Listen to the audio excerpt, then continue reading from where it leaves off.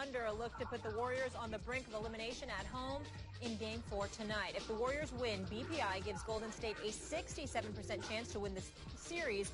And if the Thunder win, BPI gives OKC a 79% chance to win the series. The last time that a team came back from 3-1 in a conference final was the 1981 Celtics, before I was born, Stephen A. Who needs this win more tonight? Like I said, the Warriors. OKC loses this game, it's 2-2. It's a back-and-forth battle. Neither team ever won 2 in a row.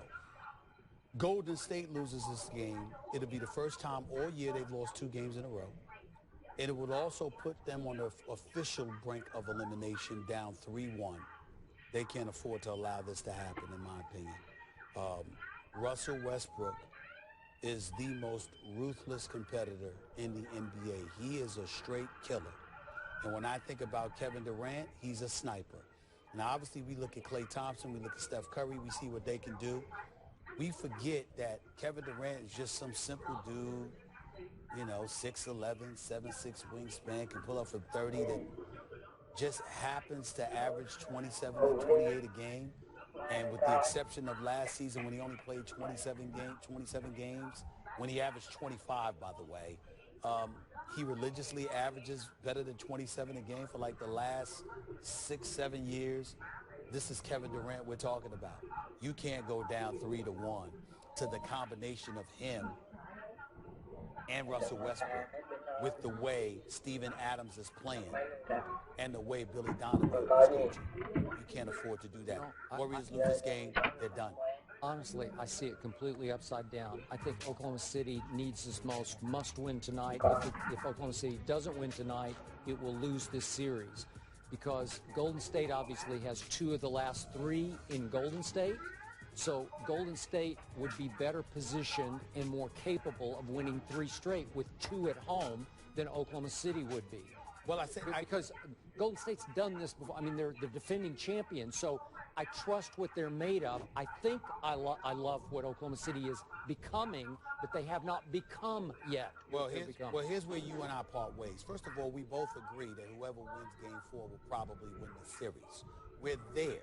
But the question is, who needs it more? What I'm saying to you is that who is in the most danger?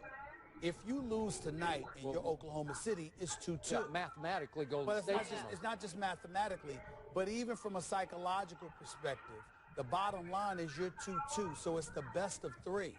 If you are Golden State and you're down 3-1, you can't afford any hiccups. Oklahoma City can afford a hiccup. Okay, but you do know you get to go back to Oracle potentially twice if it gets to Game 7. Right. So, and you've won at Oklahoma City before in the regular season, so I don't think Golden State would be completely out of it if Golden State loses tonight. I would fear for Oklahoma City if it loses tonight. Of course, I would fear for them too, but not as much as I would fear for Golden State. If they listen, if I believe Golden State, I picked them to win this series in 7 games. I believe they're going to win it. The only way they have a shot is to win tonight. I'm telling you, even if OKC loses tonight, they're still a very, very formidable threat. I'm making the proclamation that if Golden State loses tonight, it's over. So you're there. I'm over. there. I'm there. Okay. In other words, enjoy at the Oracle. Enjoy Game 5, everybody, because there will be no Game 7 if Golden State loses Game 4. They have to win Game 4 for me to even think about a Game 7. Okay. Because I cannot see Oklahoma City being up 3-2 back in Oklahoma City and losing. I don't see that happening. Not at Oklahoma City. Remember 2 years ago when my Spurs won Game 6 at Oklahoma City? I hear you. Listen, it's not impossible. We're talking about Golden State here. Yeah. But I wouldn't bet my money on it. Is Levita a Thunder fan, or she's Spurs too? She's Thunder. She's Thunder, so she'll be watching. Definitely, yes. All right. His mom. Oh, okay. Yeah. Right, you just called her Mama. I never heard you call Mama Levine. What you doing calling Mama Levita for? She's I Mama. don't. She calls her She's Levita. Mama Bailey. I don't. I never Mama call her. Bailey. Bayless. Mama Bailey. She'll be watching the Thunder. You call her Mama Bailey. I call her Mom, and I talked to her last night, and I said, "Hi, Mom." Oh. I don't call her Levita. Got it. I got to go to West Indians and all of that stuff. We call her Mamita. Oh, I love it. Well, which team's the most talented in the NFC East? Is it Skip's Cowboys, maybe Stephen A's Giants, or what about the reigning division champion Redskins? We'll reveal that answer next. That's an excuse for Skip to talk about the Cowboys. Mamita? NFL.com compiled the top 10 most talented rosters heading into the 2016 season. Now, keep in mind, this is NFL.com, Skip Bayless. The Giants, the NFL, the league, came in 9th on the list, one spot ahead of your Cowboys, who got Ezekiel Elliott. And I mean, it was game changer all over. You know what I say to that? Just give him the Lombardi. I just say baloney to all that, because let's break it down quickly here. Oh, please. My offensive line is clearly superior to your offensive line. Ezekiel is clearly superior to, I don't even know whoever's going to play running back, because you don't either. Yeah, you can have Rashad Jennings. My receiving core is better than your receiving core. I got respect. I got respect for that one guy, whatever his name is. But come on, Sterling Shepard? No, the other guy, whatever his name is. Oh, that guy who loses his cool, you know. And finally, I will take a healthy Tony Romo over Eli any Sunday.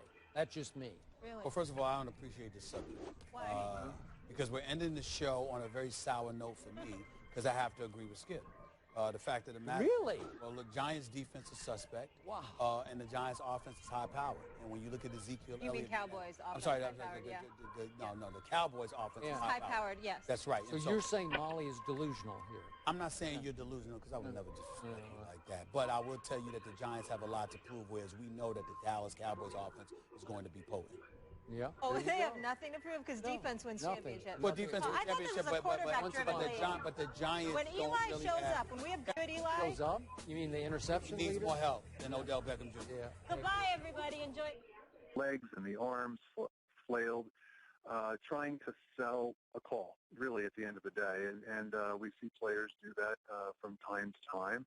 And unfortunately, in this particular case, you know, he made accidental contact, and that's the way we viewed this. We've seen a lot of flails, you know, over the course of the years, and we've seen Green do that too. So look, this warranted more than a flagrant one, but just didn't quite merit a suspension in this case. That was NBA Executive Vice President of Basketball Operations Kiki Vandeweghe explaining the decision on SportsCenter to Scott Van Pelt to fine and not suspend Draymond Green for that kick in the groin area to Steven Adams in Game 3. Stephen A., were you happy with this decision? I was ecstatic because I don't want any excuses. I want Golden State or Oklahoma City to win or lose fully loaded. I don't want anybody gone. I don't want anybody injured. I don't want anybody suspended. I don't want anybody prohibited from playing in the game. And I understand that there are people out there that are saying it's not fair. You know, rules are rules, and you know, you got to follow the rules. Well, you know what my man Jeff always tells me? Fair is a place where they judge pigs. It doesn't exist. And I don't give a damn about fairness. I give a damn about making sure. And when I watch the Western Conference Finals tonight, I see a team that's fully loaded. Now, again, I'm not condoning anything that happened. I don't believe it was intentional on the part of Draymond Green. I believe that he's always flailing. He's always kicking his legs. He's always trying to sell a call, and I think that was the situation here. Now, those who believe otherwise, I can understand how they would believe that seeing the play, but if you don't know for sure, if there's a scintilla of plausible deniability, then I think that's something that has to be exercised and entertained, and ultimately you can't suspend them for this game. And I was proud of the league office with Adam Silver and Mr. Kiki Vandeweghe reaching that conclusion, because I thought it was the right conclusion. Having said all of that, Draymond Green ain't off the hook now. He got to play tonight, but he's played like straight garbage the last 2 games. Guys are blowing by him. He's not rebounding with abandon. He's got a grand total of 16 points in the last 2 games of a Western Conference Finals. That's not the guy who was registering more than a dozen triple-doubles for us this season. He's got to show up and play the way that he's capable of playing if Golden State is going to beat Oklahoma City.